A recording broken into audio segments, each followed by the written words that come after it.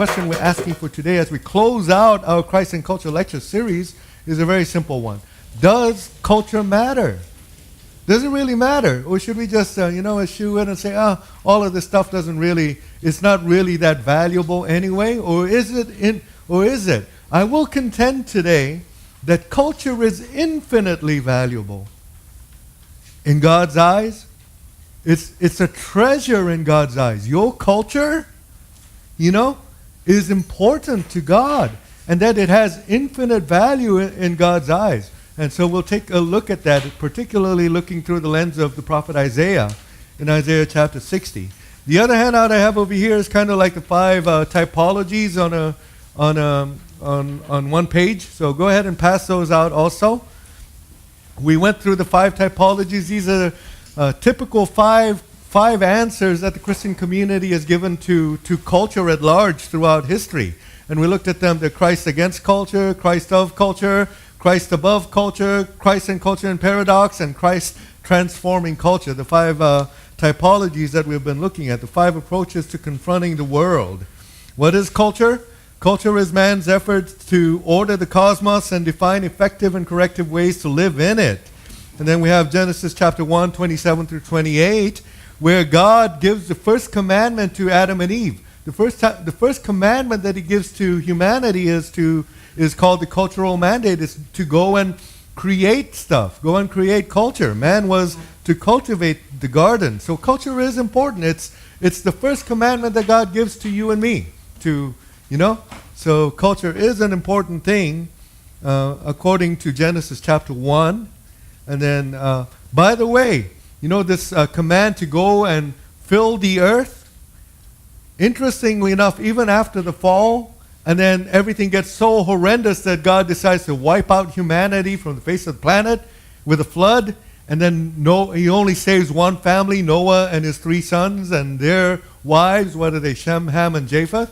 And then they have the big flood on the earth, and then that family survives. Well, after they land back on dry earth, God gives them the exact same command again. Go, fill the earth. Multiply and fill the earth. So the cultural mandate was not negated on account of sin or on account of horrible stuff that had happened. God still wants us to continue to create and to enculturate and to make things happen in the world.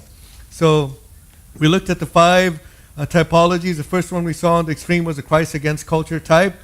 And then the other extreme is the Christ of culture. Those are kind of like the opposite poles of them. And then in between those are the 3 median types.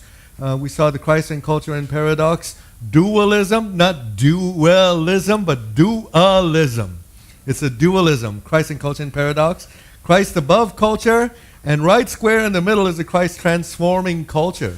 Christ transformer of culture, which is kind of my favorite typology, and we'll talk a little bit more about that one again today. It's about conversion. It's God is converting the culture, the corruption and the evil that have fallen over his good and beautiful creation. God is transforming it for the better, and one day he's going to incorporate the entirety of culture into the kingdom that comes once and for all. Okay, so cultures matter. The way that I explain it to some people is, did you know there's going to be kimchi in heaven? Did you know there's going to be music in heaven? Yeah. And here's an interesting one. Did you know that there's going to be work in heaven? What? You thought that you were just going to go to heaven and relax and eat potato chips in front of television all day long? You're actually going to work. Work is a good and valuable thing. And there is going to be work in heaven. Remember when God created Adam and Eve, he gave them a garden, and what did he do to them? Go, I got a job for you. Here, go ahead and do this stuff, right? Work is good. Work is invaluable. Of course, on account when human beings fell, work became a difficult thing. By the sweat of your brow, you'll get your food. So work became very, very difficult, and for women, pregnancy became incredibly difficult for them, right? But work itself was given by God prior to the fall. So when we look at Isaiah 60, we'll see some of that also. Christ, the transformer of culture, usually of the median types, it's the one that sits square in the middle. And sometimes when you're a middle-of-the-road person, you tend to get attacked by both sides, right? So being a Calvinist or being a Christ-transforming culture type of person, square in the middle of this spectrum over here, can often be the position where you get criticized a lot. And we know that Calvinists get criticized quite a bit in American society. So we'll take a look at that one today. So let's just jump right into it, okay? Here we go. You got your handouts? Good.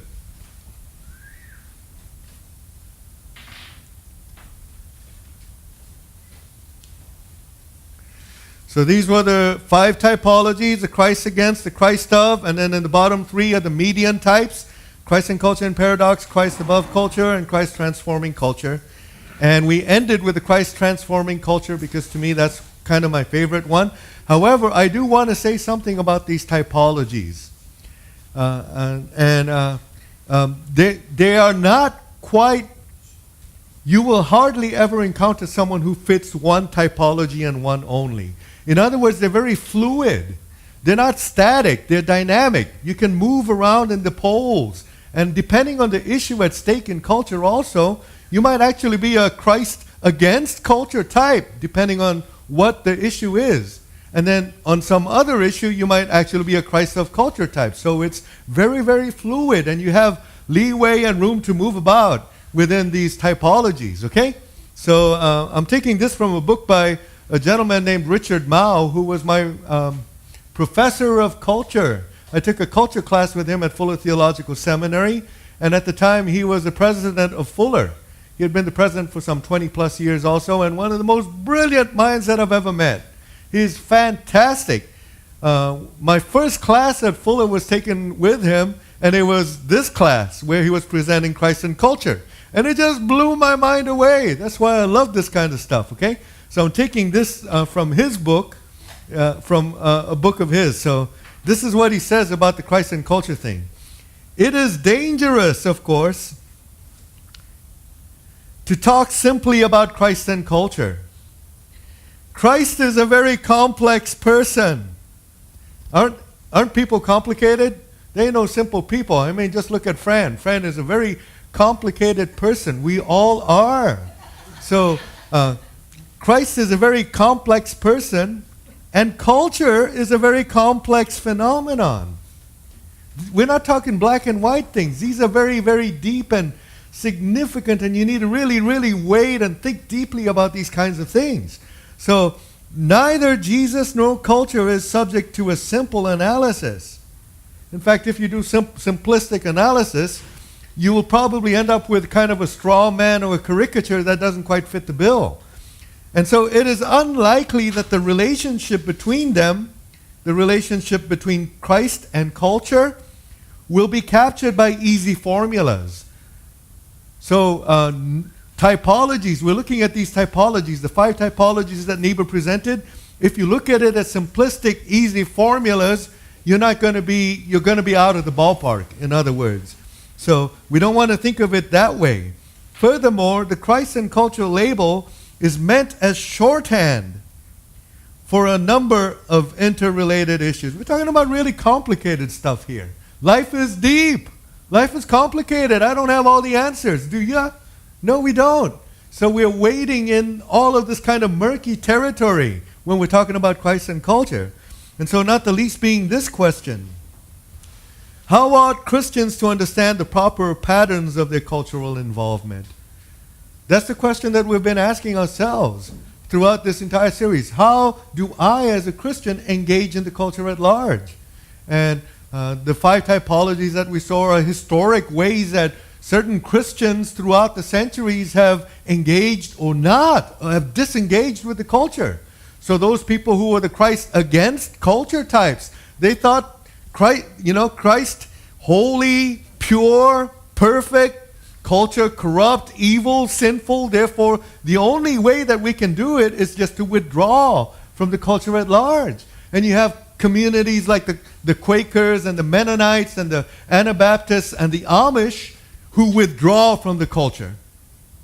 That's one of the responses that some Christian communities have had toward culture. And on the opposite extreme, we saw those who were just so deeply embedded in the culture that they're the Christ of culture types. Everything, oh, culture is great. I love it. Movies, television, music, architecture, philosophy. I love all of this kind of stuff. And so those are the two opposite extremes.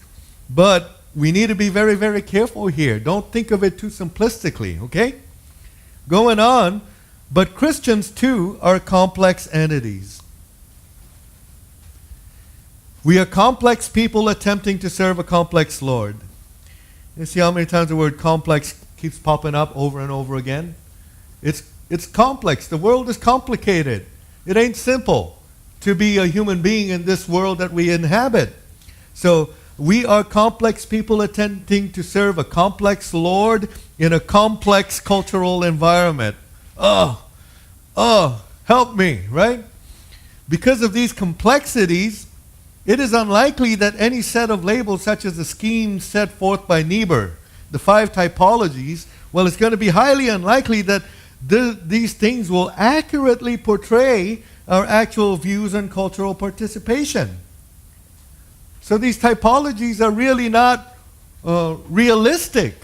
They don't accurately portray what happens in the real world. No Christian, none, no Christian really thinks that Christ is systematically against everything that can be labeled culture. There really isn't a Christian who is totally, completely Christ against culture. Or, he is systematically of or above or in tension with or transforming such phenomena.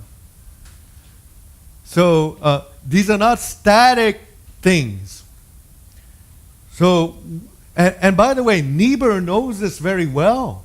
So in the introduction to his book, Christ and Culture, he talks about this, about how the world is actually infinitely more complex than the 5 typologies that he's giving. It's not as if he was ignorant or naive about this kind of stuff.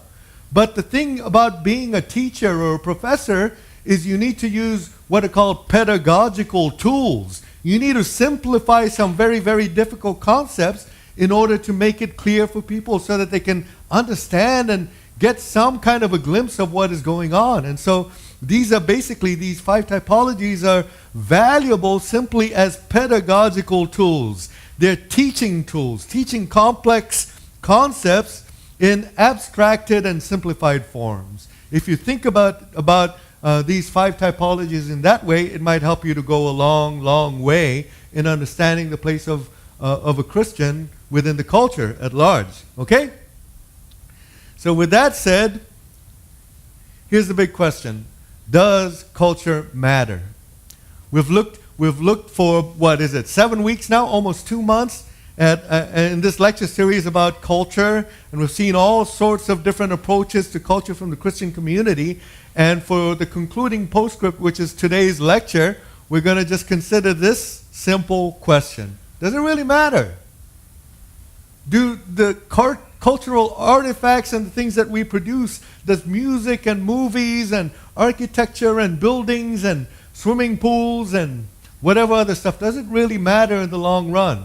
Or at the end of history when God finally comes and establishes his kingdom once and for all, will culture just be done away with?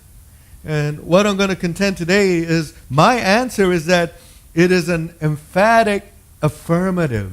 Culture is valuable. And I'm taking my answer not from my own philosophy or from my own brain. I'm taking it from the biblical narrative. The Bible informs us that these things matter, and they matter deeply. The Bible, you see, a lot of people have noticed this about the Bible. From the book of Genesis to Revelation, the Bible begins in a garden and it ends in a city. Genesis chapter 1 and 2, what does God create? He creates a Garden of Eden for people. And Revelation chapters 21 and 22, we see the transformed Jerusalem, a new heaven and new earth. When God comes and they meet together, the heaven and earth meet together, and we got this new city, the new Jerusalem. So a lot of people have noticed this. There's this kind of almost a journey through the narrative of the Bible that begins in a garden and ends in this glorious city.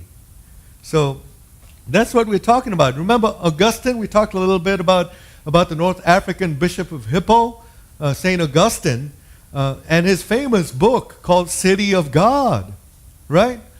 Well, City of God was based out of the biblical narrative. This kind of an idea of God creating a garden, and then from that garden, enculturated human beings progressing through the biblical narrative all the way to the very end, which is even further than where we are at present, into a glorious and magisterial city. So Augustine took his concept of the city of God from the Bible, and he looks at it based off of several key points in the biblical narrative, which talk about the cities and cities. All the way back in Genesis chapter 4, right after the fall of man, in Genesis 3, when, you know what Cain does to his own brother.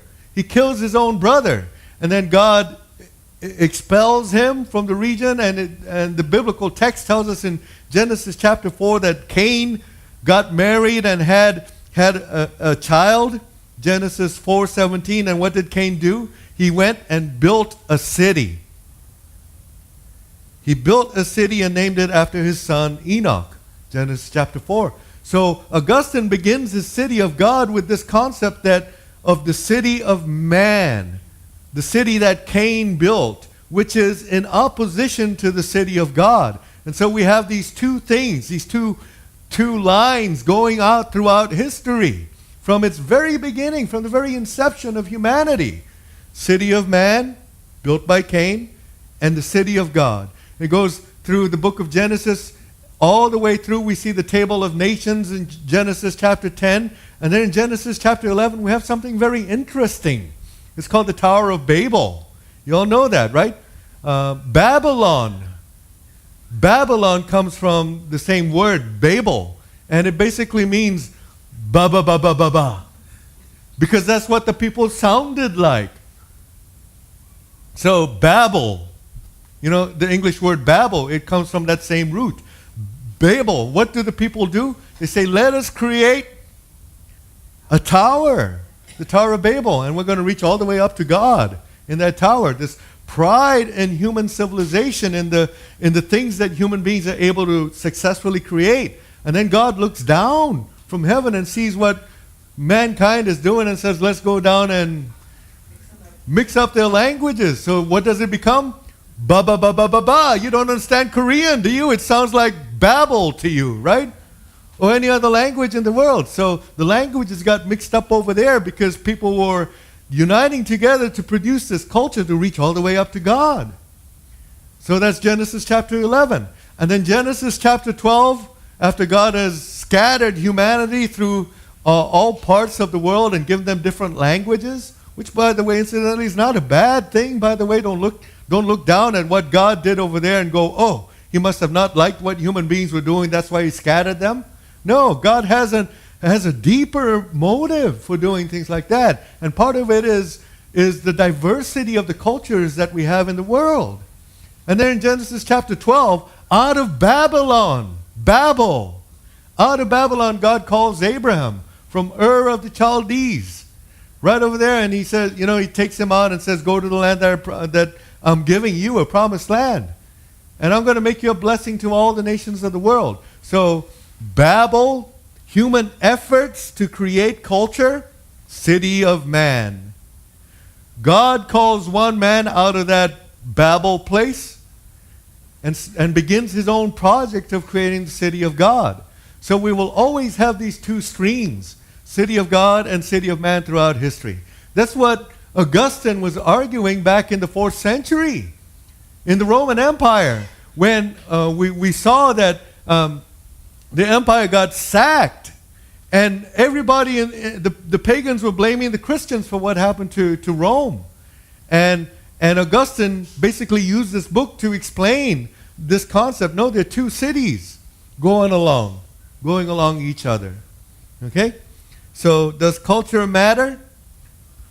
We'll have to be very, very careful here. Yes, culture matters incredibly. And we'll kind of explain today why, okay? So this part of the biblical narrative, of course, we're not going to include everything, because the Bible is a pretty big book. We would be here for 3 years if we did this. So I'm just including a few little excerpts from the beginning. Genesis 4:17. Cain knew his wife, and she conceived and bore Enoch.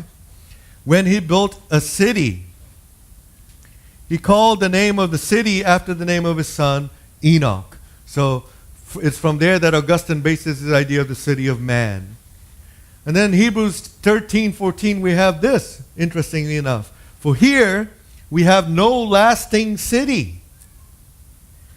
But what do we seek? We seek the city that is to come. And then at the end of the Bible, Revelation 21, verse 2, what do we see?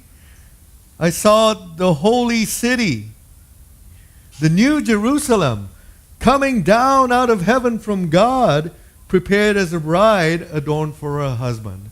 So throughout the biblical narrative, all the way from Genesis to Revelation, we get this kind of a connecting theme throughout. This progressive theme of the city of man and the city of God going through history. And at the end, of course, what do we have? What conquers ultimately? The new Jerusalem. The city of God takes over. So in a nutshell, that's Augustine's book in the 4th century. Now, before we go on, I want to introduce you to a gentleman named Dr. Richard Mouw. I did talk a little bit about him earlier. He used to be the president of Fuller Theological Seminary when I was a student there. From 1993 to 2013, he was the president of Fuller. He's a philosophy professor. For 17 years prior to Fuller, he was at Calvin College teaching philosophy. But if you just hear the name Calvin College, you already know this is a Protestant Calvinistic place, right? And then he was a visiting professor at the Free University of Amsterdam, one of the best schools in the world, which we saw last week was founded by who? By Dr. Abraham Kuyper, right? And we looked at that kind of neo-Calvinism from that period. Dr. Mouw got his PhD in philosophy from the University of Chicago, and in 2007, Princeton Theological Seminary awarded him the Abraham Kuyper Prize for excellence in Reformed theology and public life. One thing about Dr. Mouw, I didn't know too much about Dr. Mouw until I finally started going to Fuller. Actually, prior to that, in my undergrad, I was at Biola University, and I heard something very, very controversial when I was there. I heard that he was actually trying to engage in dialogue and conversation with the Mormon community. And some of the evangelical Christians were up in arms about that. They didn't like what Dr. Mouw was doing, trying to have discussions, polite and civil discussions with the Mormon community. He actually went to Salt Lake City, to the headquarters of the Mormon Church, and had civil discussions and debate over there. And some Christians, more from the fundamentalist side of the Christian family, were up in arms. They didn't like what Dr. Mouw was doing. I didn't know what to make of that. All I know is that after I did my undergrad and got accepted at Fuller, and I went to Fuller, I was really, really curious about that. And I saw in the catalog that he was teaching a class called Christ and Culture. So that was the first class that I enrolled in at Fuller. And let me just tell you that first quarter was about 11 weeks. My mind was blown away. He is an incredibly brilliant, erudite, intellectual scholar. And he gave me a real deep, deep sense of Christianity that has grounded me very, very firmly up to now, and given me this incredible hope for the world and for culture at large. You see, I did mention to you that neo-Calvinism is very, very positive about culture. Culture is a good thing. And so Dr. Mouw's class on Christ and Culture, taken from Richard Niebuhr's book, of course, was incredibly informative for a young, naive Christian going to seminary for their first quarter. And I just totally enjoyed that class. It was amazing. It was one of those classes which is like a paradigm shift. It changes you completely. And so that's one of the reasons why I do this kind of a thing, why I enjoy doing this kind of a lecture to you all. Anyway, the book, one of the books that he used in the class, of course, is his own book. And it's a book called When the Kings Come Marching In. Isaiah and the New Jerusalem. And the good news about this book, it's thin. it's very, very skinny. The thing I love about Dr. Richard Mouw is he doesn't write scholarly material. He writes books that are easily accessible for common people. And he takes these incredibly complex and difficult ideas, and this takes a lot of effort, by the way. If you're a writer, you know that. When you take very complex things and make them accessible for common folks, that's a really brilliant writer. That's somebody who's really, really good. That's what he does. You know, there are, of course, other scholars who write like huge, huge tomes, and you read them and you get a headache off of that. But this is accessible to anybody. Anybody can read a book like this, and it's just a fantastic, insightful book. Okay, so this book, When the Kings Come Marching In, well, the heart of the book is an exposition of Isaiah chapter 60. That's why I gave out the printout from Isaiah chapter 60.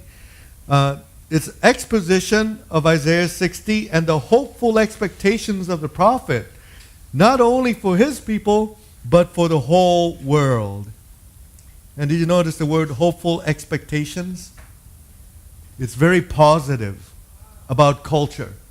The hopeful expectations, not just for the Israelites in Isaiah's day, but for everybody, for the entire world. And as many have noted, the Bible begins in a garden and ends in a city. And Isaiah 60 sits right in the middle of that developmental journey. And we call that developmental journey the transformation of culture. That's what Isaiah chapter 60 is all about. So we're going to take a very deep, in-depth look at it today in order to answer that deep question, does culture truly matter? Okay? And I posted up a little Amazon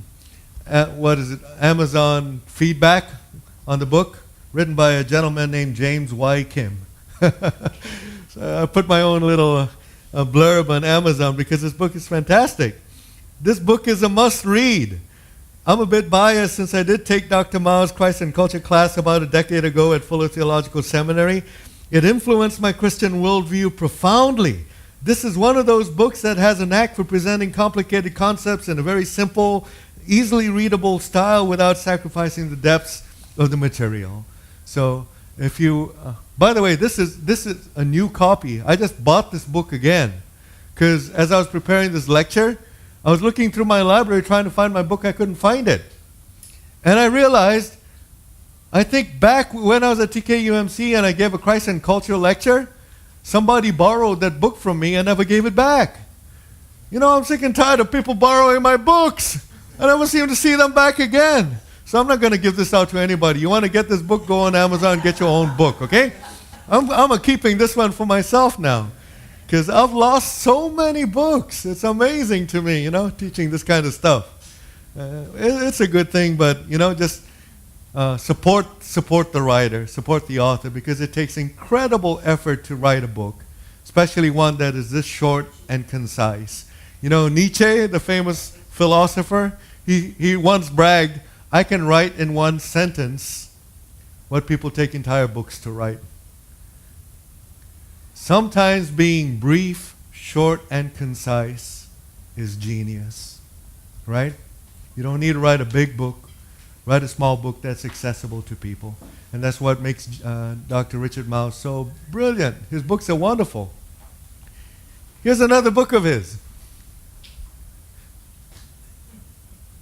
Short, brief, concise. He shines in all that's fair, culture and common grace. So Dr. Mouw is a philosophy professor, but he specializes in cultural engagement for Christians. Okay? So get to know Dr. Mouw. He's fantastic. You can YouTube him or Google him up and you can find some stuff. You can find some videos of him talking about culture and things like that. It's just fantastic stuff. He does a much, much better job than I ever could in this class because he's brilliant. And he's been doing this for, 40, 50 years. And it's just very, very insightful. So with that out of the way, let's go into Isaiah chapter 60. I gave you the handout. What we're going to do is we're going to read the entire chapter, Isaiah chapter 60. And I want you to do one thing with me as we read through it. I want you to pay attention to it. That's why I gave you that printout. Take a good look at it. If you have a pen, if there are any things that kind of like leap out at you, just mark them down, underline them. This is one of the ways that you can become a really, really good reader. If you look at my books, they're marked all over the place. That's one of the ways that it helps me to remember things. Okay? So let's take a look at Isaiah chapter 60 and we'll read the entire thing. Here we go. Arise, shine, for your light has come and the glory of the Lord has risen upon you. For behold, darkness shall cover the earth and thick darkness the peoples. But the Lord will arise upon you and his glory will be seen upon you, and nations shall come to your light, and kings to the brightness of your risings. Lift up your eyes round about and see. They all gathered together, they come to you. Who is this you? We'll take a look, okay? They come to you. Your sons shall come from far, and your daughters shall be carried in the arms. Then you shall see and be radiant. Your heart shall thrill and rejoice, because the abundance of the sea shall be turned to you. See this you, your. It's about somebody or something, right? The wealth of the nations shall come to you. The wealth of the nations shall come to you. Man, that's an important phrase. Underline it if you got your paper there, okay? A multitude of camels shall cover you. The young camels of Midian and Ephah, all those from Sheba shall come. They shall bring gold and frankincense and shall proclaim the praise of the Lord. All the flocks of Kedar shall be gathered to you. The rams of Nebaioth shall minister to you. They shall come up with acceptance on my altar, and I will glorify my glorious house. Who are these that fly like a cloud and like doves to their windows? For the coastland shall wait for me, the ships of Tarshish first, to bring your sons from afar, their silver and gold with them, for the name of the Lord your God and for the Holy One of Israel, because he has glorified you. Foreigners shall build up your walls, and their kings shall minister to you. For in my wrath I smote you, but in my favor I have had mercy on you. Your gates shall be open continually day and night. They shall not be shut, that men may bring to you the wealth of the nations, with their kings led in procession. For the nation and kingdom that will not serve you shall perish. Those nations shall be utterly laid waste. The glory of Lebanon shall come to you, the cypress, the plane, and the pine, to beautify the place of my sanctuary, and I will make the place of my feet glorious.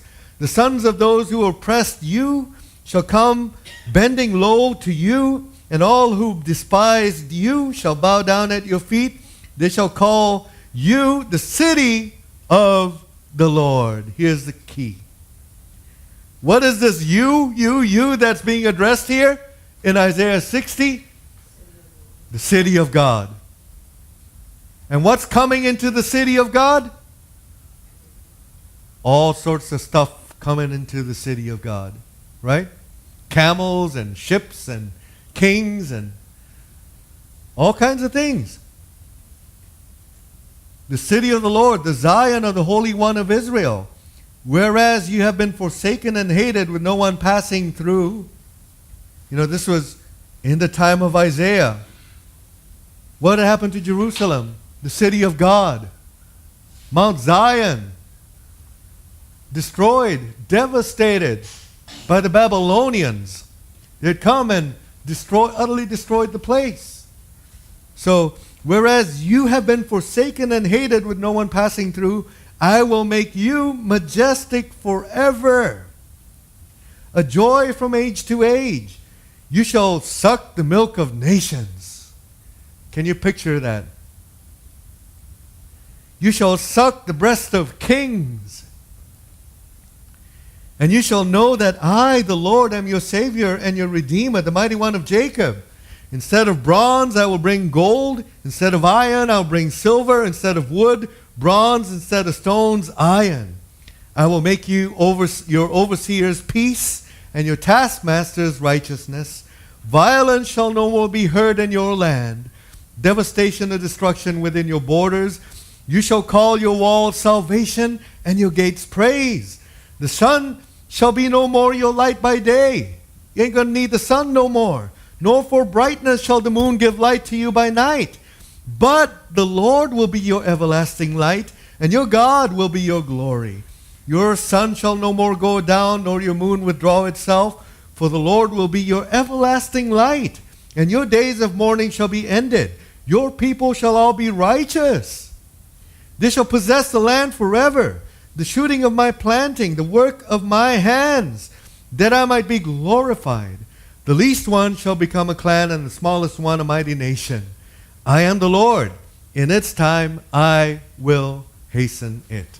And that's the end of Isaiah chapter 60. Did you notice that? What is Isaiah talking about? He's talking first of all to a devastated nation. A nation that's been overrun by its enemies. And people are hopeless and desperate. And yet in the midst of that situation, Isaiah the prophet is envisioning a future glorious city that'll be the city of God come down upon this devastated place. And it'll be so glorious that all of the peoples of the world, all of the nations of the world shall flock into it. And guess what? Bringing all of their cultural baggage into that city. That's why he mentions all of these kinds of things. Wood and silver and gold and ships and camels bearing treasures. The wealth of the nations. All of this stuff is being brought into the city of God. Now, if that's the case, and if Isaiah has had a proper vision of what the future is supposed to be like, the place that you and I are going to inhabit someday, then that means that all of our cultural artifacts, all of the stuff that we have created on this earth will be what? Brought into the city of God.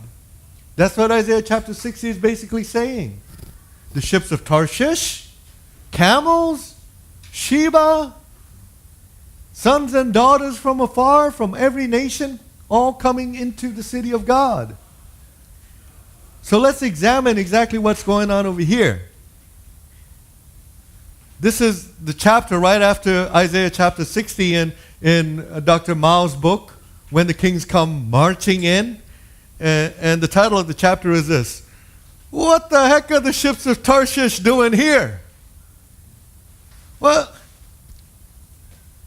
and he starts this chapter like this: describing the holy city is one way in which the biblical writers portray what we commonly refer to as heaven or the afterlife. That's the city of God, the holy city. It's the way that the Bible references what you and I think of as heaven, as a place that we will go to have our eternal abode sometime. My own impression is that we are meant to make this portrayal central to our understanding of the heavenly condition. And indeed, Christians of various persuasions have made the imagery of the holy city prominent in their pieties.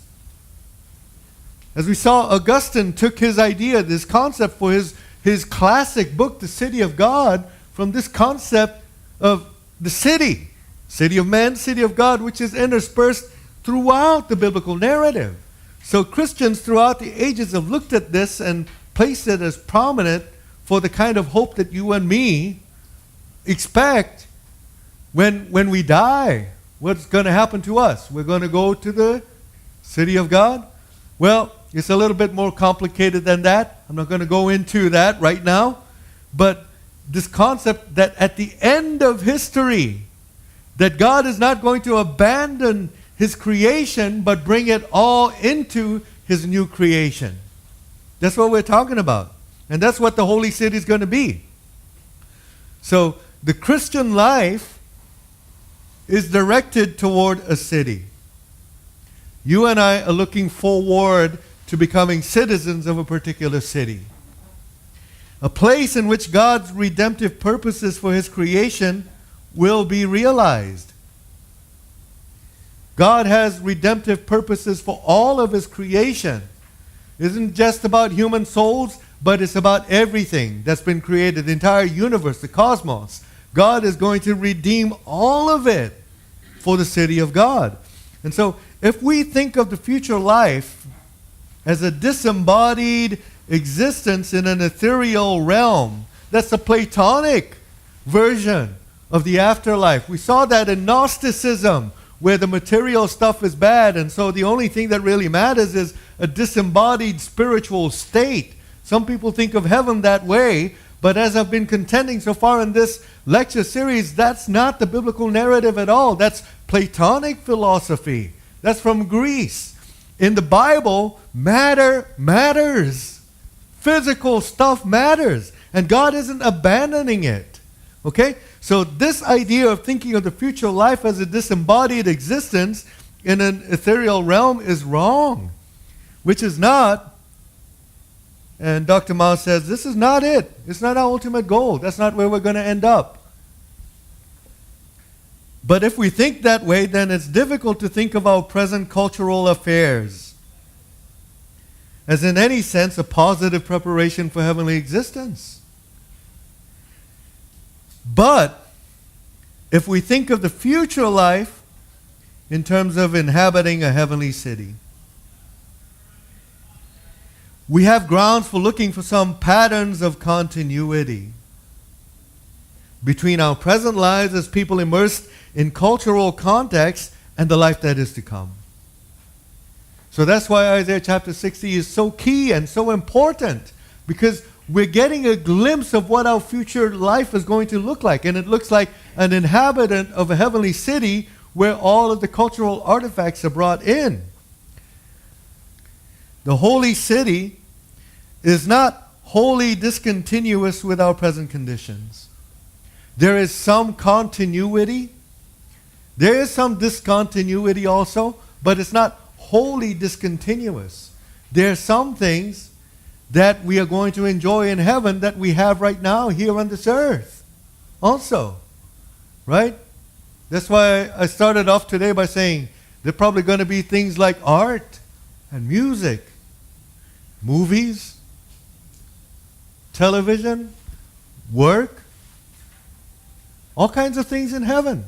This idea of a disembodied state where you're sitting up on the clouds with a harp singing, ridiculous. That's not heaven. That would be boring. I don't want to go. That's not heaven. Heaven is going to be interesting.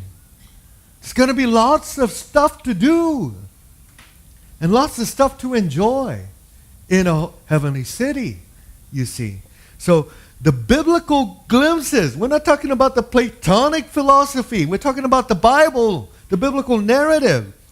The biblical glimpses of this city, particularly as given to us in Isaiah 60, well, it gives us reason to think that its contents will not be completely unfamiliar to people like us. Heaven is not going to be, whoa, this is totally different from everything that I've experienced thus far. We will, I'm pretty sure, be shocked at the transformation of culture, entire transformation of it, but there's going to be things which are very, very familiar. You know, I always get that question, Pastor, when I go up to heaven, am I going to recognize my loved ones or not? Absolutely, you are going to recognize them. Because they're going to be there in physical form. It's a bodily resurrection we're talking about. You know, Jesus Christ resurrected bodily from the grave, didn't he? The tomb was empty. You could feel, touch, smell him. He could even eat fish. You're going to be eating in heaven. Oh, they're going to probably have that peanut butter popcorn up over there. Some good stuff to eat and drink. Meals. Which incidentally, I had a terrible discussion with one of my Fuller Theological Seminary fellow students about, will there be death in heaven? That's an interesting question. Because if there's going to be meat, ain't there going to be a slaughterhouse up there then? How else are you going to get your meat? Maybe there still is death in the afterlife for animal life. I don't know. That's a little bit controversial, isn't it? Yeah? Yeah. And then my buddy at Fuller was pulled up an article on Google or something where we're talking about some biochemical company that made artificial meat. Said, you see, you don't need to kill animals to have meat. I don't know how it's going to be, but you're going to have stuff in heaven that you are familiar with over here. So we're not going to get away from Walmart. Yeah. Oh. Can I put it this way? Walmart will be transformed into something that is righteous and just. Okay. In fact, check this out. Yeah, I love that, Mike. Thank you. The contents of the city, what they're going to be, will be more akin to our present cultural patterns. The place we're going to will be more akin to the kind of things that we enjoy as enculturated human beings right now than is usually acknowledged in discussions of the afterlife. So, Isaiah chapter 60, he pictures the holy city, and get this, as a center of commerce. That's why I say, you know what? There will be work. You'll have work to do. But work will be transformed. It's not going to be that miserable thing that you have to wake up every morning and go, oh, do I have to do this again? You're going to want to wake up in the morning because your work is going to be fantastic and you will want to do it. Work is that good, folks. I don't understand why people don't want to work. What's wrong with y'all? Right? I told you that John Calvin, because of his positivity about culture, created the Protestant work ethic. Work is good. Get to work. Enjoy it. Well, you can, of course, not mean that every single job that you do, you're going to go there and go, fantastic. Certainly not. But it's something that God has ordained for human beings to do. Heaven is not going to be boring. You'll have stuff to do. So there's going to be a center of commerce. All of this stuff coming in. What do you think the ships of Tarshish are bringing? Well, the camels loaded with stuff. The wealth of the nations. So we can like what? Have commerce, commercial activity in heaven. You see? Commerce is not a bad thing in and of itself. It's something that God has ordained for humanity. A place that receives the vessels, the goods, and the currency of commercial activity. Camels from Midian, Ephah, and Sheba. Oh, can you imagine the exotic things that you'll find in the marketplace in heaven? Wow. This is better than Star Wars, folks. Okay? Carrying gold and frankincense. Verse 6.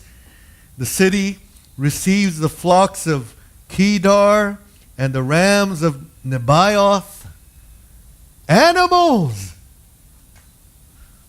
That's why I had this big discussion with my friend. Are there going to be a slaughterhouse up there? We're going to have meals and food, and are we going to be vegetarians?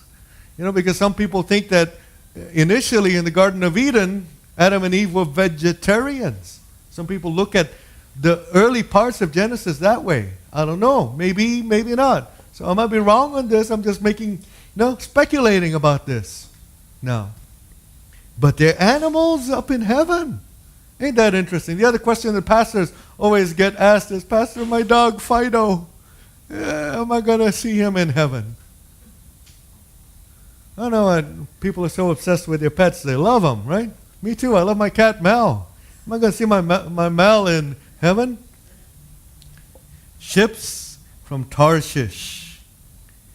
And these ships, what are they doing? Bearing silver and gold, sail into the city's harbor. What else do we have? We have costly lumber. They're going to have carpenters in heaven.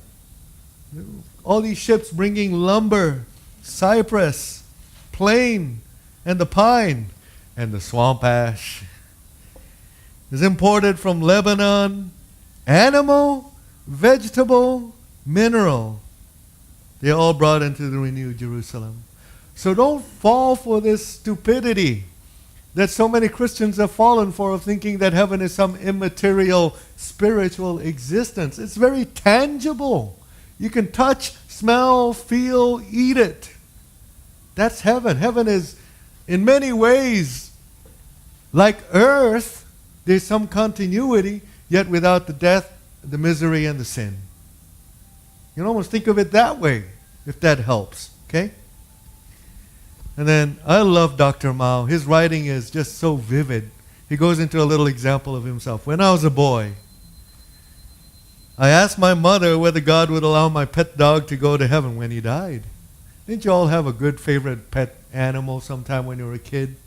And you're wondering, am I going to see that animal again someday? Right? A few decades later, my son asked me the same question about his dog. When he became a dad and has got his own little son. And as I remember the two exchanges, I answered my son's question in a manner similar to the way my mother answered mine. Well, dogs don't have souls. But do you remember one thing? I've been contending that Jesus didn't just die to save human souls only. He didn't just die to save souls. He died on the cross to redeem the entirety of creation. That's been my contention up to now in this lecture series, right? So it ain't just about souls. Well, your mama probably told you the same thing. Well, dogs don't have souls. Love this. But with God, anything is possible. And He will do what is best for us. That's a wise mama, right? With God, all things are possible, and He'll do what's best for you and me. Now that he's much older, and he's now a PhD philosophy professor, I still don't have strong views, but whether either of those two particular dogs will be resurrected. But I do worry about the assumptions of the argument that are recited in answer to the question, why do we assume that only things with souls will participate in the new age? That's like 80% of American Christians. They think that the heavenly existence is all about the human soul. But why do we assume that? It's not the biblical narrative at all. Isaiah certainly is not committed to that assumption.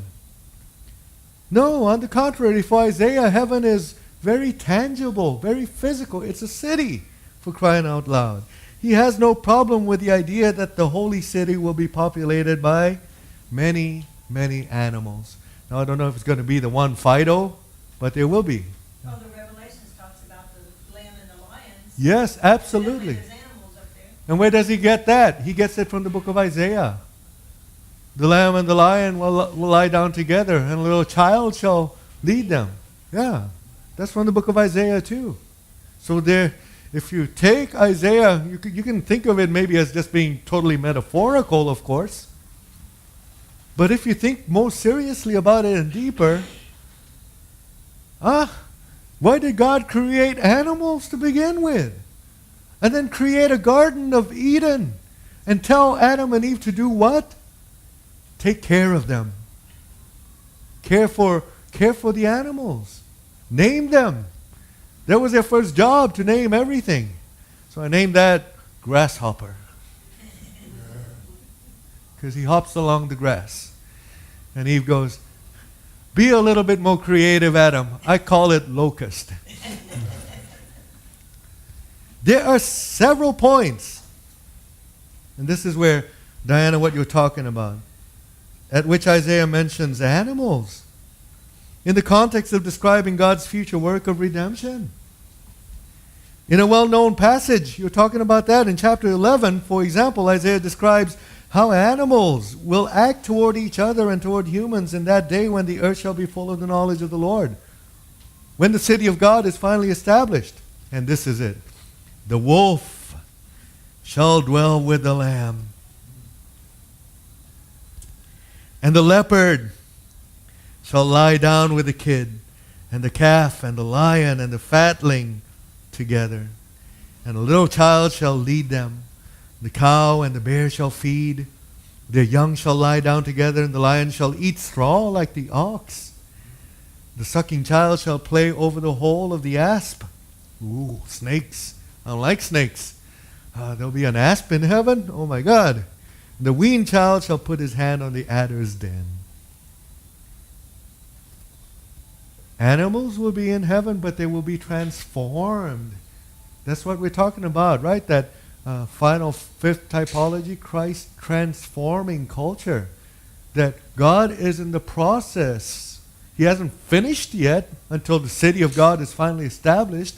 But while that's going on, God is in the process of transforming His creation for use in His heavenly kingdom. That's the Christ transforming culture typology, and the one that I subscribe to. Everything transformed for the better. In the glorious future, the Lord will eliminate conflict between animals, though. You won't have that. You won't have the savagery and brutality of nature that I grew up with observing in Uganda. Going out on safaris on the weekends and seeing a tribe of lions on the prowl hunting.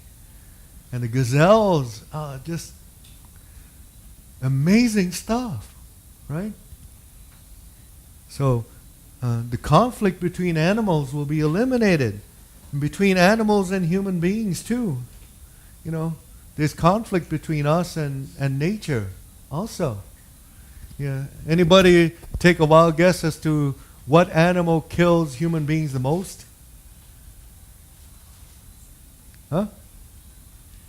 Well, in Africa, what animal do you think would be the biggest man killer?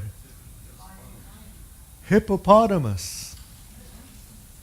Yeah, because hippopotami are very territorial.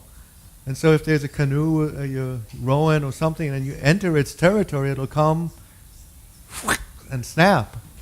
And I actually have a hippopotamus tooth in my mom's home that we got when we lived in Uganda, and it's this big. It's curved like this, and it's this big. Imagine that thing going through your human body. It'll eviscerate every organ within you, and you will surely die.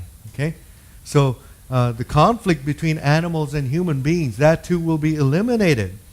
Former predators will live peacefully with their former prey. Little children will have nothing to fear from beasts and snakes. The coming of the peace, the shalom of the Lord has far-reaching implications. The fullness of the knowledge of the Lord will banish all hostility and enmity from the good creation. And the curse of sin will be lifted from the earth, and God's righteousness will heal all that was touched by it. Even relationships among the animals will be transformed. And this is Isaiah's meaning in the passage in chapter 11, where he has this incredible vision of the lion lying down with the lamb. Right? But this is not the point of the animal's appearance in the transformed city described in chapter 60, however. All these animals being brought into the city of God. Here, in chapter 60, the animals mentioned are primarily important as what? Commercial goods and vehicles. Sheep and rams are items to be bought and sold. Camels are beasts of burden, bringing cargo. The ships of the desert, that's what camels were, right? Ancient nations who possessed them had economic power and mobility and physical signs of wealth and prestige. And the nations who possessed them in great numbers were to be admired and respected. So, in essence, that's why I'm contending today that there will be work. There will be commerce in heaven. Which does mean that, that, what is it? A monetary capitalistic system might be up in heaven too. And you'll have to earn your wages. Ain't that interesting? You thought that heaven was going to be communistic. But it ain't. You're still going to be responsible. And you're going to have to earn things and do well. But it's going to be in a transformed place where work is good, where work is pleasurable. What are the things that you like to do? I like to play guitar. So I'll be up in heaven with my guitar case open going ding, ding, ding. People passing by, dropping their little coins. So I can go buy some exotic goods at the marketplace. Right? Imagine that. And my calluses won't hurt no more. And now these animals, along with sailing ships and lumber and precious metals, appear in the transformed city. This thought must have been a pleasant surprise for Isaiah and his hearers, because they had undoubtedly been awed when they witnessed the displays of technological, cultural, military, and commercial power of other nations. I told you that the nation of Israel is this tiny little nation that's just surrounded by superpowers. Egypt, Assyria, Babylon, Greece, Rome, and every single one of them came and vanquished that miserable piece of land at some time in history, right? And so these poor Israelites now sitting in Isaiah's time, once again just ravished by Babylon now, another superpower on the horizon. And what do? They witness these marvelous displays from these nations, technology, culture, military, commerce. Going, wow, they must have been envious or jealous of those nations. Wouldn't we be? Well, it is likely that they envied Ephah's camels, Nebiah's rams, and Lebanon's lumber, and signs of the commercial and political power of these neighboring nations. Right? So, Isaiah brings all of this stuff, this glorious, civilized stuff from all of the nations into the city of God. The stuff that's the envy of the people of God. But he doesn't just bring it in as it is. It's brought in, transformed, made different to serve a different purpose. So it doesn't just come in the way that it is. So it'll come in to serve a different purpose in the end. So imagine the Mona Lisa. That cultural artifact will be in heaven for eternity. And every other thing that you're thinking about. You can listen to blue suede shoes on your gramophone if you want. Right? Or your long play record. Or things of that sort. We'll make it to heaven, but in a transformed state. And that's the difference.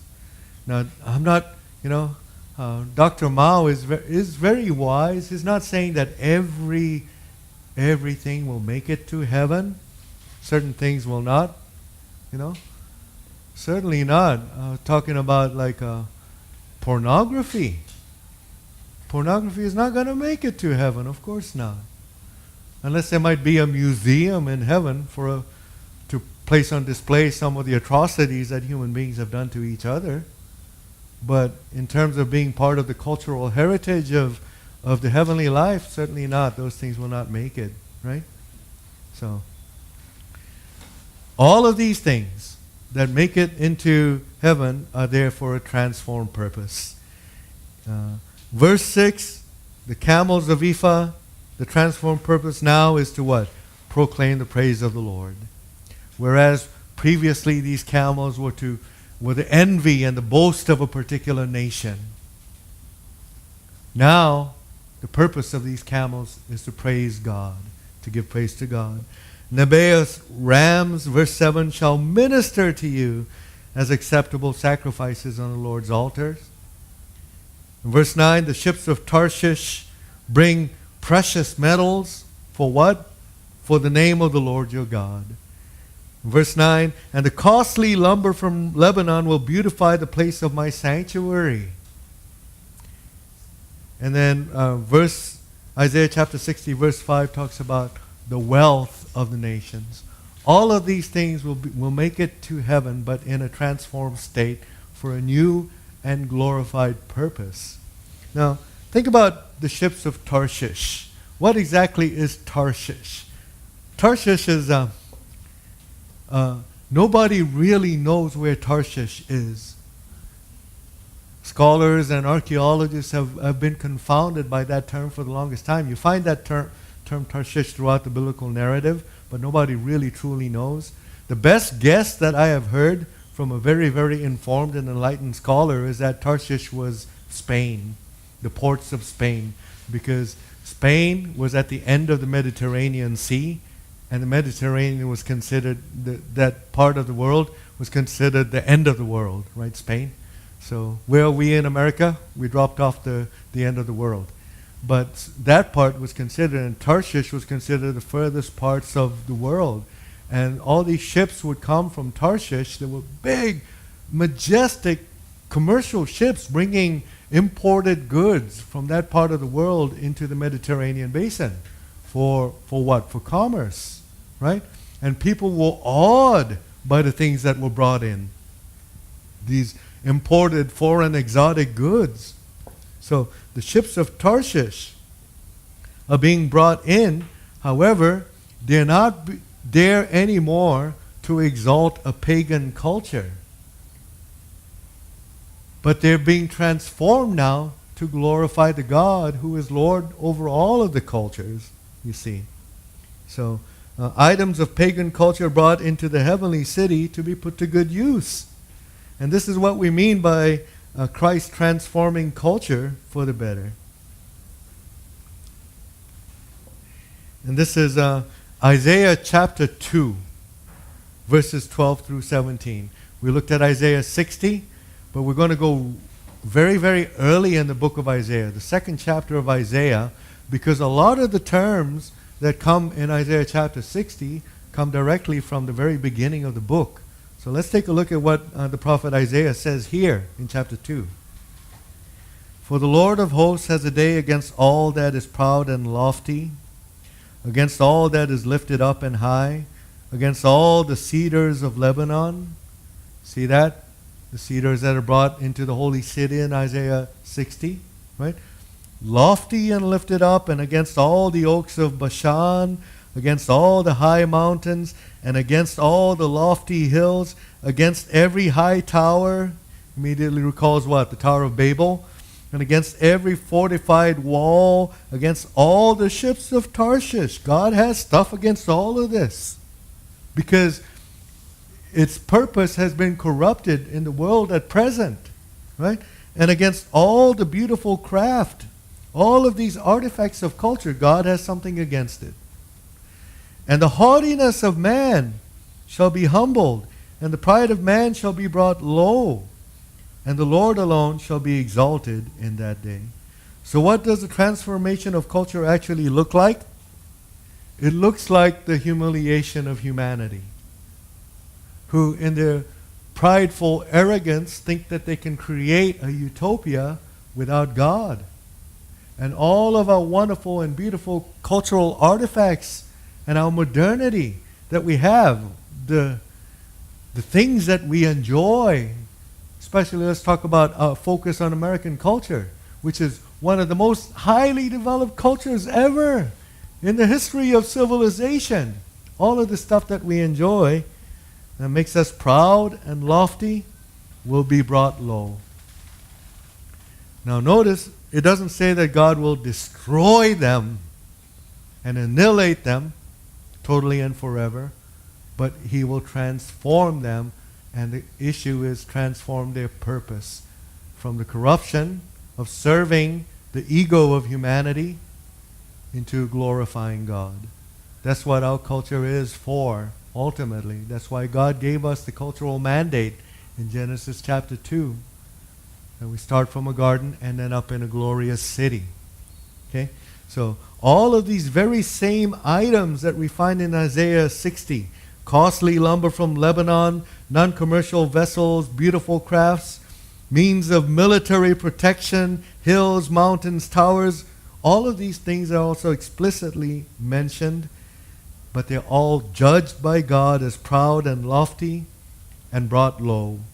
The ships of Tarshish are brought low. Psalm 48:7 says the Lord will shatter the ships of Tarshish. And if you remember from the book of Jonah, when Jonah was fleeing from God, he boarded a ship which was taking him to where? To the ends of the world. He took a ship of Tarshish. So Tarshish, the ships of Tarshish, symbolize the flight of man from God. The idea that we don't need God in order to create our own utopia, which is what, as we have seen, is the construction of the city of men, all the way back from Cain, which humanity has been trying to do forever and ever and ever, and keep trying and keep trying and keep trying. And the interesting thing is that every time that they fail, guess who they blame for the failure? They blame the Christians. So when Rome got sacked, who gets blamed? The Christians. World War I, World War II, Holocaust. After modernity, when they wanted to create their own super German nation and failed, guess who they blame? They blame the Christians. And so Niebuhr wrote his book, Christ and Culture, at that time, back in the 40s, 50s, in response to that sort of a criticism, you see. But the stuff of human cultural rebellion, all of this stuff that makes everybody proud and lofty and arrogant, all of this stuff will nonetheless be gathered into the holy city. Why? Because God still owns the filling. Go and fill the earth. That's the cultural mandate. And every aspect of our culture from Genesis 1:27-28 belongs to God. All of culture belongs to God. The earth, including the American military. Hey, ain't that interesting? French art. Oh my gosh. Chinese medicine. Nigerian agriculture belongs to the Lord. And He will reclaim all these things, harnessing them for service in the city. So does culture matter? You bet it does. Because it all belongs to God. All of our cultural things that we do. Genesis 1:28, and God blessed them, and God said to them, be fruitful, multiply, and fill the earth. Subdue it, have dominion over the fish and sea, over the birds, heavens, and every living thing that moves on the earth. And from that point forward, all of the cultural artifacts and things that we have created in history belong to God. They have been corrupted in their purpose, and yet they will be transformed in the heavenly city. And that's my basic contention. I'll close out then with one final thing, and then we'll be done with our lecture series, which is the triumphal procession. In Isaiah 60, verse 11, it says this: your gates shall be open continually, day and night they shall not be shut, that men may bring to you the wealth of the nations. All of this stuff is coming to whom? To the city of God, with their kings led in procession. You know what the triumphal procession basically is? This is what nation upon nation has always constantly done. Whenever nation goes to war and fights another nation and defeats it and basically kills and murders everybody, guess who they spare? They spare the king. The leader of that nation they ravaged. And why do they do that? To bring him into their city. And they have a victory parade through their city with that enemy king bound up in chains, so that everybody in the city can see that person and see the victory of their city over the enemy. Right? Guess what? If that is what's happening in the heavenly city, Adolf Hitler will be in heaven. Joseph Stalin will be in heaven. All of the enemies of God will be in heaven. The kings of the earth. But how are they coming to heaven? Led in triumphal procession. God saying, see, who has the victory? Finally. Right? That's what the victory parade is. And it is basically God's judgment on the wicked rulers of this earth who have oppressed their people over and over and over again. Because finally, in the city of God, there will be righteousness and there will be justice.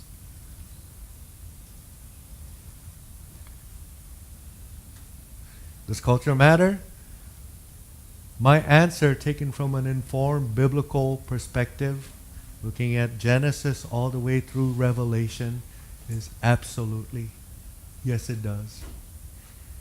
The Bible begins with a garden and it ends with a city. But there is a final warning in Isaiah chapter 60. The final verse of chapter 60 says this, I am the Lord. In its time, I will hasten it. We got to be very, very careful here in thinking that we can usher in the utopian vision of heaven. We cannot. Who brings the city? God does. What we do is we participate as best we can in God's program. But it is God's program. And God is the one who brings the transformation. God is the one who heals the nations. God is the one who changes the corruption of the world into something that can be useful for the heavenly city. Right? So here we are at the end of our Christ and Culture lecture series. We've looked at the 5 typologies. Christ against culture. You kind of understand why I admire those people very much for their zeal and dedication to Christ, but I think that they're sincerely misguided because culture does matter. Culture is not so corrupt as to be irredeemable. Christ died on the cross to redeem every aspect of it. And yet on the opposite extreme, the Christ of culture folks, their view kind of doesn't see the corruption in culture so much. There is sickness, there is corruption in the culture also. And so we can't just completely participate in the culture at large without having an informed biblical view of sin and wickedness on the world. And so to me, the only real options are the median types, the ones that have some kind of mediatory role between Christ and culture. And we saw the Lutheran type, we saw the Catholic type, and we saw the Calvinistic type. And I tend to lean into the Christ transforming culture typology with this caveat. It doesn't define me completely. There are certain things where I will lean more this way, and certain other things where I'll lean more that way. Okay? Because they are not static. They're very, very dynamic and fluid. So in terms of music and movies, I tend to lean this way because I enjoy them. Christ of culture, I lean more towards that way. But in terms of pornography and what else can you think of? You know, there's certain things. Yeah. Drugs. I tend to be a Christ against culture. I tend to lean more towards that way. So it all depends on the specific kind of a thing. Does this help you? I hope it was very, very helpful. We've concluded our lecture series. I'm very, very grateful to every single one of you who is here. I hope that it's been helpful. It will not be a definite answer to your cultural problems in the world. But it'll at least give you a kind of basis and guideline for you to be able to navigate through the world and culture as a Christian, right? And I want to kind of end this lecture by asking you the question, where do you lean? If we were to put all of these things in a spectrum, in a line, which side do you lean towards? What particular activities do you favor in culture, and what don't you favor at all? And we can just have some open discussion at this time. Yes? Oh, hold on.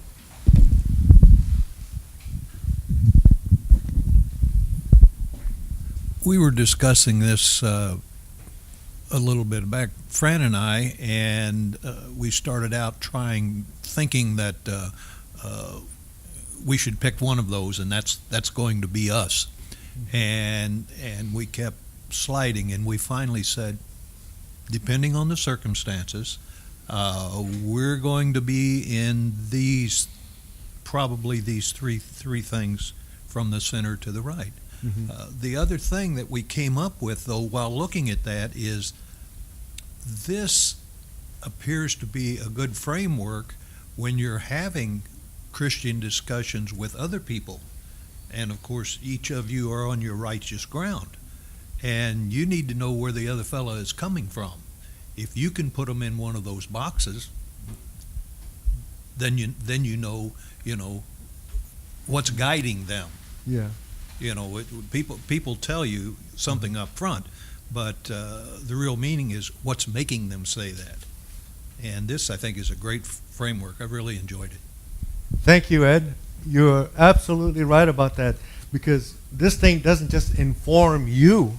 It doesn't just give you, as a Christian, a kind of ground or foundation from where to lean towards, but it also informs you about how other Christians and why other Christians behave the way they do in the culture, or why they accept certain things and why others don't. I remember one of my best friends in Los Angeles who was going to this big mega church, and he signed up for one of their small group Bible studies. And so he ended up going to this person's house, and they were having beer and alcohol, drinking, and he was like, "This is not for me." And I told him, when I was in Scotland, the university student group, we went to a pub to have our Bible study. It's a cultural thing, you see. So if it's not for you, that's quite okay also, but it means that you lean towards you might be a Christ against culture type in mixing alcohol and Bible study. Yeah? Right? We have to be very, very careful about those kinds of things also, because one of the things that we do when we do communion, the reason why we don't serve wine in communion is because we realize that some people have issues with the bottle, problems with the bottle. I would rather, to be honest with you, I'd rather have wine for communion, because I firmly believe that's what Jesus did. He had wine, bread and wine in the communion. And I believe there's going to be alcohol in heaven, by the way. There is mention in the Bible about strong drink in heaven. Now, I'm not much of a drinker myself, but every once in a while I do enjoy having a beer or a glass of wine or a mixed drink. I used to get vodka and mix it with orange juice or something like that every once in a while and have a social drink. I never get drunk, because that would be sinful. The Bible tells us that you don't want to get drunk on it, but to have it on occasion and socially is okay. There's no problem with that, unless you have a problem with the bottle, And if you have a friend who has a problem with the bottle, then be mindful of your friend and don't drink in front of them or do something like that. So, but you can understand why certain Christians are very lax about things like that and others are not, because I think this lecture series does help you with that, doesn't it? Lots of different Christian communities handle things differently. Good. Thank you, Ed. Anything else? Anybody want to discuss and argue with me whether or not there's going to be meat in heaven? Barbecue? You said, when you read on about what was on the screen screen earlier, it said that the humans and the animals would live in harmony. So that sort of tells me we're not going to be eating them. Mm-hmm. You know, we'll probably be vegetarians. Oh, shucks, man. I love Korean barbecue. We'll put Walmart out of business. And chickens, poor chickens, I still feel sorry for them. Yes. And hopefully that they're gonna get a good break. Yeah. Uh-huh. That's a very, very good point. Yeah, it does appear to me based on the entirety of Isaiah's vision, especially about the animals and so forth, is that we might ultimately be vegetarians in heaven. But then I think, But what makes us think that we don't live in harmony with animals today? mhm, Because we kill them. But if you don't, control the animals will overrun the human population. oh, sorry. Well, I'm not gonna sing. Oh, and that is up to humans, they always say spade or dog, yeah. so they Uh-huh. multiply. Yeah.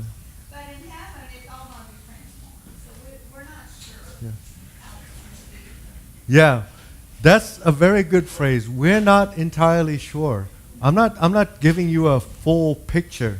Isaiah doesn't give you a full picture exactly what that transformation looks like, but we do know that it's going to be all transformed for the better. That part we know. I've heard that there are books out there that say just the opposite of what he's saying. Yeah, absolutely. There are. Uh-huh. So you're picking what you want to see. Yeah.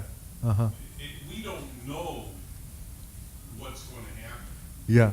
You know. I totally agree with you. You know. All we can do. Personally, I just want to drive my yellow school bus and Pick up the kids. Yeah. Oh, and our kids couldn't go to school in heaven. maybe. I think there will be education in heaven. But Yeah. if there's no education in heaven, they don't go to school. How am I Uh-huh. going to be happy in my job? Yeah. So maybe not a school bus, but Star Trek Enterprise. You'll be like Captain Kirk, driving people from planet to planet so they can educate themselves. How would you like that? That would be fantastic. It ain't heaven. It ain't planet. It's heaven. My client on Star Trek. I can see that. Beam me up, Scotty. Boom. Yeah. Yes. I just have, Uh-huh. one on there, but I just have one comment. I thought it was interesting that they said, that he says, because Isaiah also talks about coming to Christ. They shall bring gold and frankincense and shall proclaim the praise of the Lord. That's exactly what Yeah. happened with The Magi, when they came, they I brought thought gold. that was interesting. Yeah. That they just needed one more, Myrrh. yeah. Yeah. And they would have had exactly the same. I would have that kind of a picture. Yeah, it points to who is the king in this heavenly city. Yeah, Jesus is the king. He is the king. Yeah, and on account of what he did, by the way, he earned his kingship. It didn't come easy for him. He had to die for it, right? So, like, Kings do. yeah, J.R. Tolkien, the Tolkien and all the stuff, it's all about that, the return of the king. It's about this suffering king who has to come and claim the thing for himself. Well, one thing I Uh-huh. disagree with you is you say we have these parades Uh-huh. and we parade the king or whoever Yeah. in the East. Uh-huh. Tell me when the United States of America has ever paraded. Uh-huh. Paraded an enemy? Yes. Uh, They didn't do it in the Revolutionary War with the British. uh-huh. They didn't do it in the Civil War. They didn't do it in World War I. They didn't do it in World War II. They didn't do it in Vietnam, Korea, in Iraq. I mean, we don't do the, yeah, we may have a parade, but we don't parade The enemy? the enemy. Okay. You know how we do it in America? We make war movies. where the Americans are the heroes and the Nazis are the villains Yeah, and but- so forth. Yeah. But are they the villains? Well, When they crucify 6 million Jews, uh-huh. are they, I would say they're villains, Yeah. Uh-huh. okay? Absolutely, When I agree. Saddam Uh-huh. Hussein went into Kuwait and Yeah. crucified people in Kuwait and stole their oil, would you say he's a villain? Absolutely. Okay? Yeah. When he massacres his own people. Uh-huh. Yeah. All I'm saying is that the way that America does is they glorify war movies through the movies. It's what sells. Yeah. Uh-huh. Well, triumphal processions in the Roman Empire when Julius Caesar goes through the Via Appia with the entire Roman citizenry out there to see all of the millions of people that he killed, parading the leaders of those people down the Roman way. Yeah. What do you think it's a rah, rah, rah moment? It's like cheerleading. Uh-huh. But that's an author's view to sell Mm-hmm. something. Yeah. It's not reality of Yeah. what happens. Yeah. I'm not saying that Hitler and Stalin are going to be enjoying eternal bliss in heaven. That's not what we're talking about. Triumphal processions are God righting wrongs that they did by showing them to be defeated enemies at the end of history. That's what the triumphal procession basically But is. they're already being shown Uh-huh. that. Yeah. And Uh-huh. I'm willing to bet that's God's will. That is, To say, certainly. okay, we're going to portray Hitler as a bad person, even though in Germany today they're trying to do Some. the opposite. Yeah, we still have neo-Nazis. Yeah, nowadays. It's crazy. Even in Japan, they try to say that. Or Holocaust deniers. We get people like that. It never happened. Yeah, it never happened. Uh-huh. So, And almost everybody's gone now, but let's uh-huh. throw it to, Yeah. so they can get away with it. All I'm saying, Mike, is Isaiah 60, well, almost the entirety of the book of Isaiah is basically making this argument.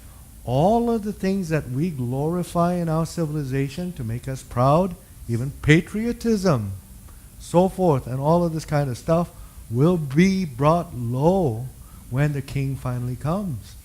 Everything. Well, that's Uh-huh. where he and I are going to have a big disagreement. Yeah. Uh-huh.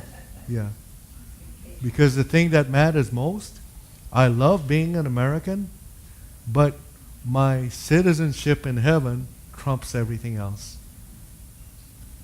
It's as simple as that for me. Well, I look Yeah. at it different. Yeah. My being American and being patriotism Mm-hmm. is that defense of heaven, of Christianity. Yeah. You know, Uh-huh. we had discussion before about, the crosses on the shield, Yeah. you know. Uh-huh. Was that right or wrong? It's a very complex thing. Was the Crusades right or wrong? Well, it's a very, very complex thing. Yeah. Some of it was wrong, some of it was right. And there's nothing such as it was black and white. It's not. Uh-huh. So, you can agree with me on this, Mike. America is not a perfect, it doesn't have a perfect historical record either. Right? There's none better. America has done, yeah, I can agree with you on that. Historically speaking, America has been a fantastic place. Absolutely. I love it. I love living in this country. It's the most amazing place to live in the 21st century. It really is. But it's not the perfect nation either. What nation is? Yeah. Uh-huh. The city of God, when everything will be transformed for His But we purposes. don't know that. We I do. haven't been there. Well, I believe it's going to be a tangible, physical place. Okay. Uh-huh. Yeah. And, I'll say it this way. It's like what Billy Graham was asked when he was like about, like almost 100 years old. If there's one thing that you made a mistake on, is there anything that you would like to say was problematic in your thinking, in your Christianity? And he thought over this, he mulled over it for a second, and then he said, equating the United States of America with the kingdom of God. That was Billy Graham. So be careful about doing something like that. United States of America, Mike, I say this with love for this country of which I'm a citizen, is not an infinite thing. It'll meet its end one day also. Like every other nation has met its end. While we are here as American citizens, we engage positively in the culture and we do the best we can to transform it and make it the best nation in the world as Christians. That's our duty and our obligation as Christians. But don't make it into the kingdom of heaven, because it is not that. Nobody's saying it's the kingdom of heaven. Yeah. What we're saying is, on the face of the earth, Mm-hmm. we're second to none. Yeah. Uh-huh. And will it meet its end someday? Possibly. Yeah. Has the United Kingdom met its end someday? Uh-huh. Has Germany? Has Russia? Yeah. No, they haven't. Uh-huh. You know, but you know, you got to realize that less than 5% of all Americans, of 350 million people, have ever stood up and defended our country. Yeah. 5%. Yeah.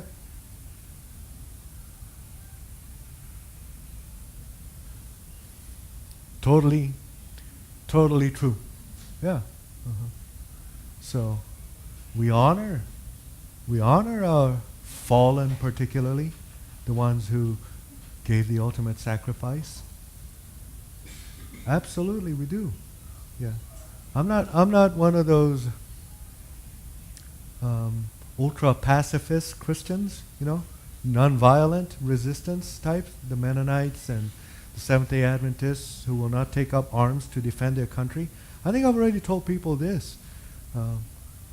As a Korean, if war ever broke out, I'm talking about real war between North and South Korea, I would go there to fight for freedom on the South Korean side. I would. Thank God it doesn't look like it's going to go down that route. But I'm not one of those types who I can't fight for right or for justice or for freedom. Sometimes you have to, but I'm a just war theory type of person.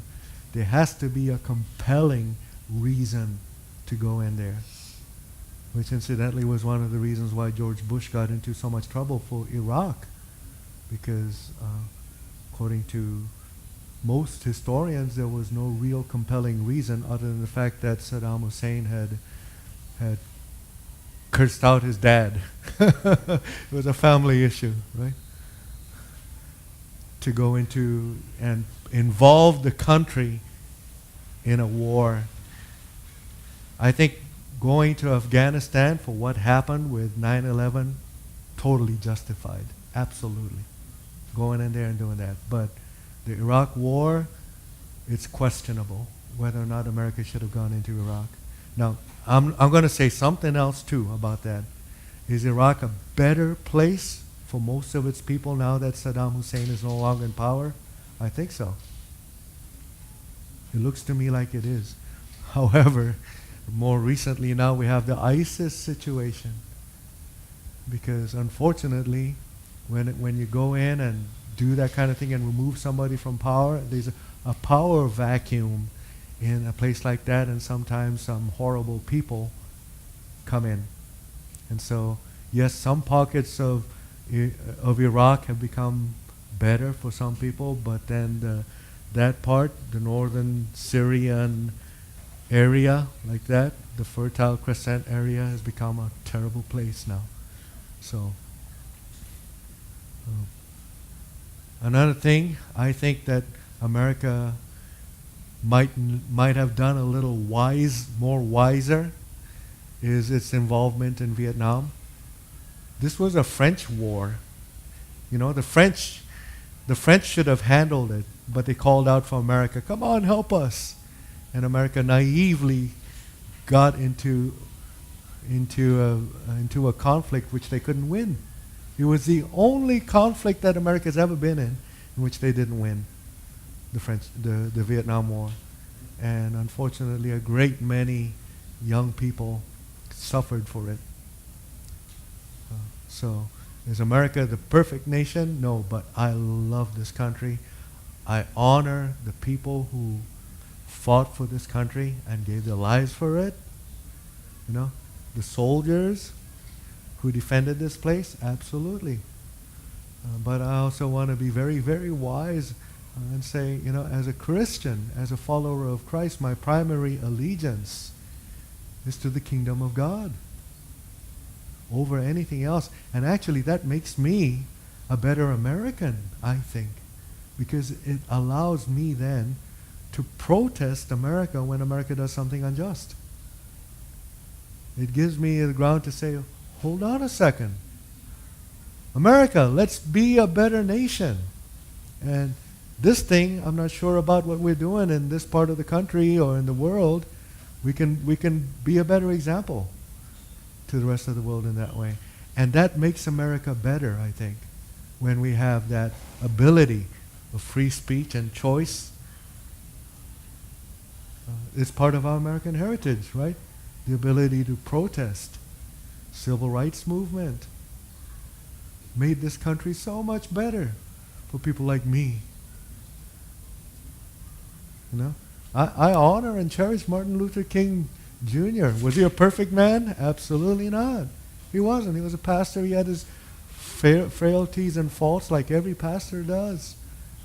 And he fell into certain temptations in his life also, which kind of tarnished his legacy a little bit, but the things he did on behalf of the kingdom of God for this country. That's the way I'll put it. Because he was first and foremost a Christian pastor. Made this country a better place. And if we can do that in America and continue to do it, Mike, continue to do it in this country, then this country will last a very, very, very long time. But if we remove that voice of dissent and the cry for protest when injustice arises and so forth in this country, it'll go the way of the Roman Empire. You know, reached its cream in the period of Caesar Augustus, and gradually, until it got ransacked and destroyed. So, if we want to keep America as a good and wonderful place to live, yes, we have to defend it. Yes, we have to protest its atrocities. Yes, we have to maintain the best that we can on behalf of this country with our Christian ethics and principles. That's why I believe it's okay for us as Christians to run for office, to be, political office in this country. And when a Christian goes into political office, doesn't necessarily mean that they will be the best. They might make mistakes here and there. This is the thing, Mike, I leave room for people to make mistakes because nobody's perfect. And I leave room for countries and nations to make mistakes too. But it also means we need correctives along the way. And with that, America is a great, great place to live. I can't think of a better place to live. Can you, Mike? No. Yeah, exactly. In the world that we live in now, it's the closest thing to heaven, but it's 99.9% removed from actual heaven, because the transformed city that is to come, it'll blow your mind away when you finally get there, Mike. And then you'll come up to me and go, Pastor James, what you told me at the Christ and Lecture things wasn't even close. And I'll nod my head and go, yeah, absolutely. In heaven? Oh my gosh, that's a cultural tradition. Me and Tracy are going to be arguing if Yetis exist somewhere in the corner of the universe. I love that stuff. Yeah. Oh, I think so. I think because I firmly believe that making it to heaven doesn't mean that we're going to become omniscient, that we're going to know everything. Only God knows everything. So me and you will still be able to talk and debate and laugh and argue and have fun. You know, it'll be great. Oh. Yeah, I'm worried about having no meat though. How am I going to do my keto diet?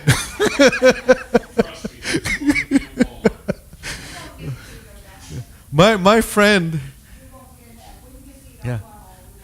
Trust me, Google this up. I think it's called like bio-made or something, artificial meat. The scientists have been able to make meat from non-animals. I just don't know how it tastes, you know. But yeah, so I'm thinking I might, you know, it's just very controversial. Yeah. Sushi, come on, sushi is a cultural staple. Oh. Yeah. Bioproduced fish. I don't know. We'll see. But yeah. They do. They have like, what is it, the soy burger? You know, the vegetarian burgers and things like that. So they're gradually doing stuff like that. Who knows? But we're not sending soy to Russia. We may be eating more soy here than we eat the farmers. yeah.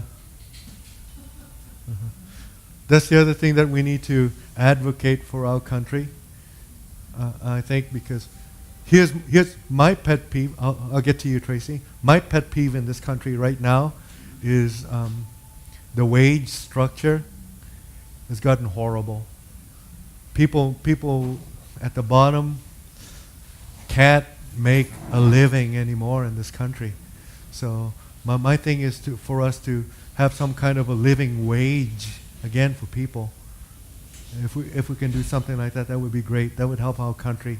Because back in the day, you know, 40s, 50s, after World War II, when our economy went incredibly well, the wage structure between, let's say, the top part, the CEOs of companies, and the regular workers was just about this much. But then 70s, 80s, 90s until now, all of a sudden it went exponentially like this.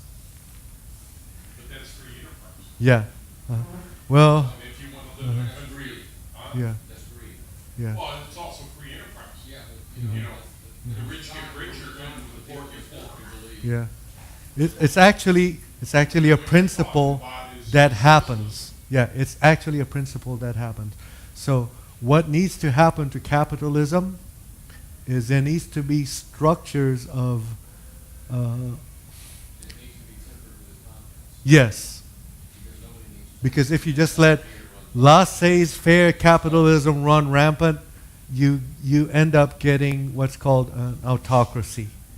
A small group of people who get everything and everybody else dies. That's what happens in laissez-faire capitalist countries. So our capitalism needs to be tempered a little bit with socialist principles. That's what we need. Tracy, what were we going to say? What's happening next week? Okay. This is our last week here. Yeah, this is our last Sunday over here. So next Sunday, 10 a.m., will be a worship service at Sherry Goodwin's house, and then we're just going to have one meeting per Sunday from then on until the new facility is finished up and ready for us to go into. By August 1st. That's quite okay. Mm-hmm. Yeah. Yeah. Yeah. I've been able to give things in a little bit later to the lady who runs this thing. Okay, that works. Fantastic. Okay, we'll do that. Thank you all. This was a little slice of heaven. This was fantastic. You guys are awesome. I appreciate each and every single one of you who went through this with me. And please, please, like I'm saying, we don't have to agree on everything. Even as Christians, we understand that there are different ways that particular Christians look at the reality of the world, and that's quite okay. Thank you.